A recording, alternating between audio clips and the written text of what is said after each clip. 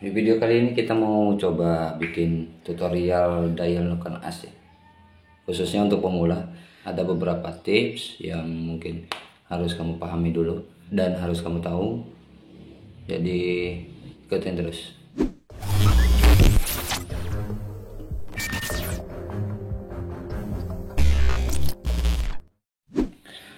Selamat kembali lagi bergabung di channel ini. Di video kali ini kita mau bahas tuntas soal belajar dial untuk pemula ya. Ada beberapa yang harus kamu tahu dan harus kamu ketahui agar tahap pendialan Noken As itu bisa berjalan dengan sukses dan hasilnya sesuai dengan yang kamu inginkan. Tapi sebelum kamu lanjut videonya lebih jauh, buat yang baru pertama kali gabung di channel ini ya, jangan lupa subscribe dulu, nyalain loncengnya agar kamu tidak ketinggalan video-video menarik dari channel ini. Untuk langkah pertama, kamu harus memposisikan busur derajat ya. Ini busur derajat, kamu harus posisikan dulu di titik 0 dulu ya. Untuk cara pengetopannya ada di playlist, kalau nggak salah playlist tutorial yang ini. Nah, di sini untuk tahap pengetopan pada busur derajat. Nah, setelah itu kamu pasang dial indikator. Ini dial indikator. Oke. Kamu pasang posisi, ini kan ada kurang lebih ini ada 12 mili. Tingkat geraknya itu, langkah geraknya itu ada 12 mili ya. Usahakan kamu letakkan posisi tetap pas di angka 0 ini ya, agar ini memudahkan kamu saat pendialan, karena nanti di sini kita akan menggunakan dua dial indikator. Kamu posisikan dulu, usahakan posisi dial itu sejajar dengan klep, dan sejajar dengan gerak klep, berarti searah ya. Oke, letakkan dulu posisi dial pas di angka 0 di jarum kecilnya, karena ini akan memudahkan di saat penghitungan overlap.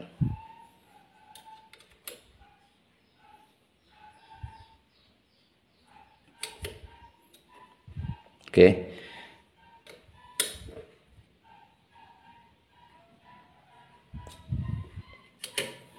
Nah, setelah ini udah tepat di angka 0, ini di jarum kecilnya dia di angka 0. Ini bisa memudahkan kamu di saat overlap. Kalau udah, nanti jarum yang panjang, jarum yang besarnya ini kita letakkan pada titik 0. Oke, untuk menggunakan satu dial mungkin agak ribet ya, beda dengan menggunakan dua dial. Tapi ini karena untuk tutorial kita pakai satu dial dulu biar kamunya paham. Nah, setelah kamu pasang, kamu cari titik sentuhnya dahulu. Kita putar berlawanan arah jarum jam, berarti sesuai putaran mesin. Kita tarik dulu, kita lihat ini, fokus ke sini nih. Kalau dia udah bergerak satu garis,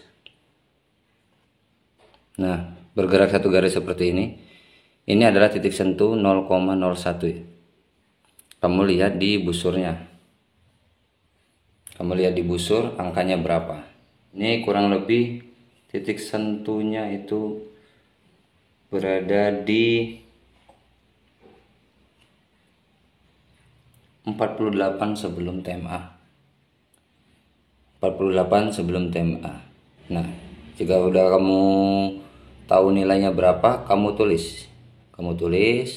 Baru kamu putar lagi sampai kembali lagi ke angka 0. Oke. Kalau udah, kamu lihat nilainya berapa. Karena di sini nilainya itu 27. Nah, ini kan nilainya 27. Kamu tulis dulu 27. Oke. Kalau udah, kamu posisikan busur itu tepat di top.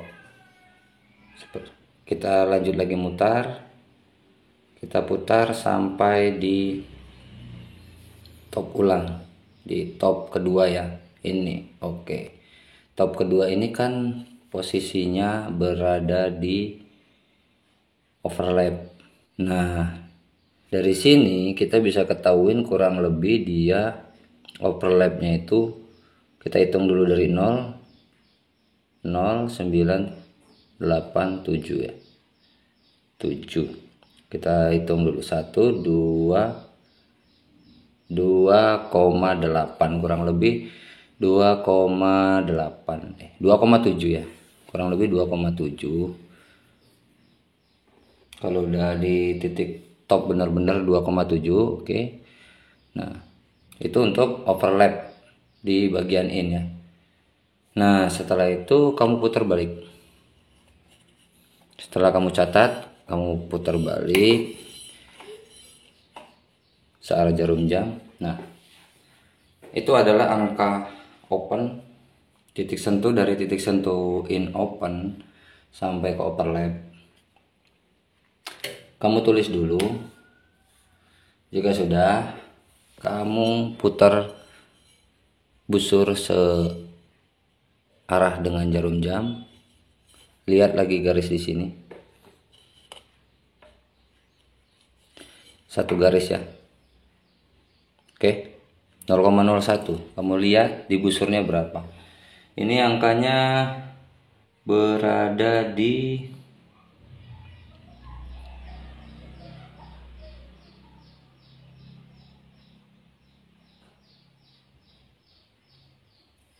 75 setelah TMB. 75 setelah TMB. Ini titik sentuhnya. Kamu putar lagi, mundur sampai mendapatkan 1 milinya. Nah, jika udah, kamu lihat lagi di busur angkanya berapa. Di sini tertera angkanya 58. 58. Kamu tulis. Kalau udah ditulis, berarti dia menutup 58 setelah TMB ya. Kamu tinggal tambahin tadi di 27 tambah 58 tambah 180. Hasilnya itu adalah durasinya. Setelah yang in selesai, kamu bisa coba di bagian X.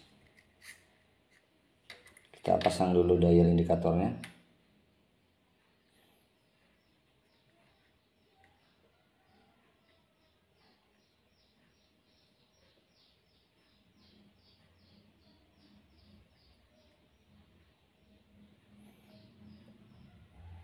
Nah, usahakan berada di tepat di 0 lagi ya, seperti yang in tadi. Dan jarum besarnya kita letakkan posisi di 0.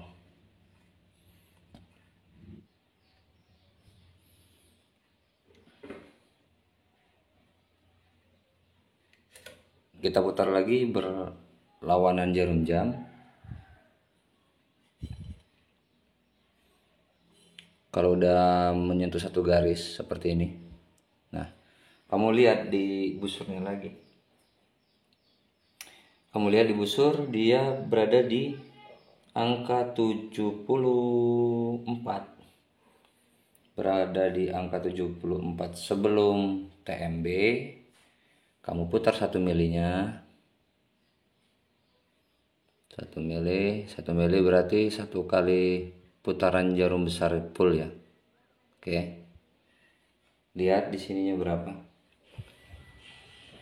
Kita bisa lihat di busurnya itu berada di angka 56. 56. Jika sudah open, dia berada di buka 56 sebelum TMB dan dengan titik sentuh tadi berada di 74. Nah, setelah itu kita putar lagi searah putaran jarum jam, kita mencari X nutup, dia berada di angka berapa.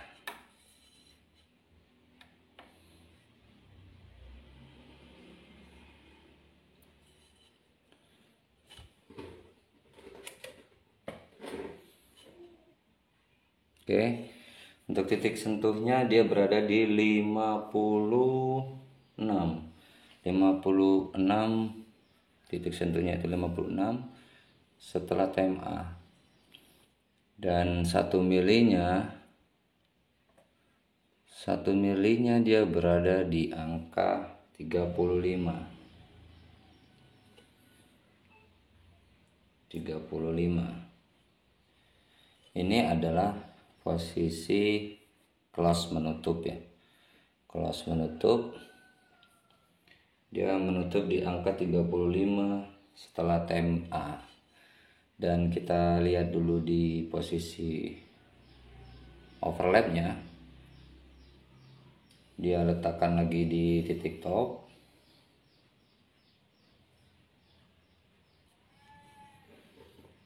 Ya, oke. 1 2 3 4, kurang lebih dia berada di angka 3,73 ya, 3,73. Ini adalah overlap bagian X. Itu tadi dasar-dasar untuk ini ya, untuk belajar dial ya, belajar dial noken as. Dan ini sih nokennya belum saya setel ya, ini masih boardnya juga pada longgar semua, jadi hanya sekedar tutorial. Ini adalah dasarnya, yang penting kamu harus tahu dulu. Dan pertama itu titik sentuh yang harus kamu tahuin, titik sentuh, terus angka bukaan, angka menutup, angka overlap. Oke, kalau udah, baru kamu bisa pelajarin untuk menghitung leadnya. Untuk leadnya juga bisa dilihat dari dial indikator ini. Nah, caranya kamu bisa, ini kan dari angka 0, dan di sini jarum kecil di 0, jarum besarnya di 0. Kamu putar sampai dia benar-benar berhenti. Untuk jarum besarnya sampai benar-benar berhenti. 1 2 3 4 5 6 7 8 9. Oke, dia benar-benar berhenti ya. Berarti dia berada di 9,14.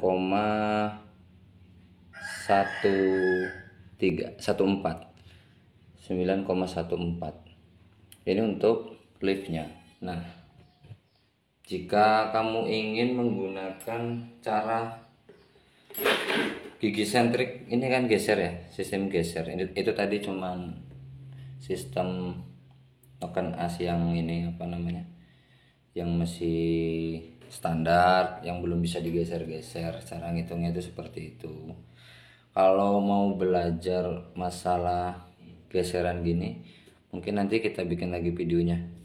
Nah, jika tadi angka menurut kamu itu kurang, misalkan angkanya itu kurang kecil atau kurang cocok menurut kamu, misalkan angkanya kurang kecil, kamu bisa papas sedikit-sedikit di area ini. Ini untuk yang X close-nya di sini, open-nya itu di area ini. Di area ini kamu bisa memperkecil untuk titik sentuhnya, karena titik sentuh ini mempengaruhi pada langkah kerja juga langkah kompresi.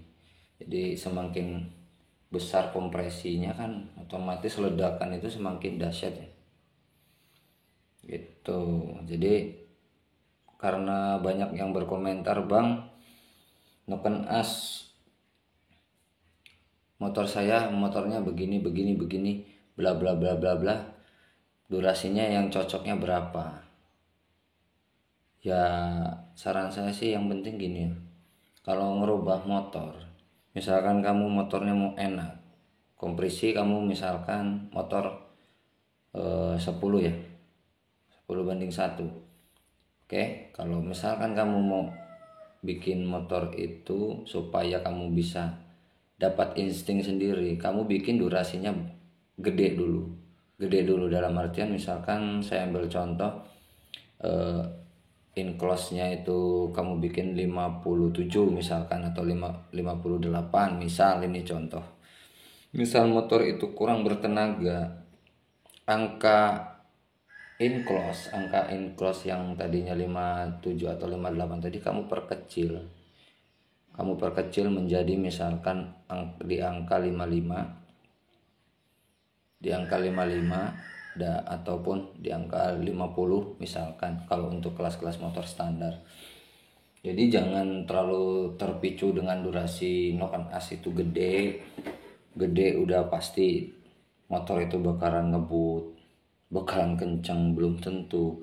Semua itu ada prosedurnya, ada langkah-langkah yang harus mengimbangin. Contohnya dari piston, kamu harus pakai yang dom agar kompresinya naik. Terus bahan bakar apa yang kamu mau gunain. Misalkan kamu mau pakai turbo, ya kompresi kamu bikin harus kurang lebih ya di bawah 13 lah. Di bawah 13 sudah bisa untuk Pertamax turbo. Kalau mau main bensol ya kamu bisa pakai angka di 15, kurang lebih di angka 15:1 bisa. Cuman kan kalau kompresi gede itu biasanya lebih riskan jebol. Mesin itu panas, over panas, dan rawan jebol. Motor bakalan kencang, cuman kalau kompresi gede, durasi noken as juga menyesuaikan gede gitu. Jangan nanti kamu bikin motor kompresi kecil, durasi noken as gede, dan durasi noken as kecil kompresinya gede, ya itu udah menyalahi aturan. Yang ada ya bisa coba sendiri deh, saya nggak mau berkomentar. Oke, mungkin segini dulu videonya ya. Kalau masih ada yang kurang jelas, bisa ditanyakan di kolom komentar. Kalau video ini bermanfaat, kamu bisa bantu share. Jangan lupa like, komen, dan subscribe-nya. Sampai ketemu lagi di next video.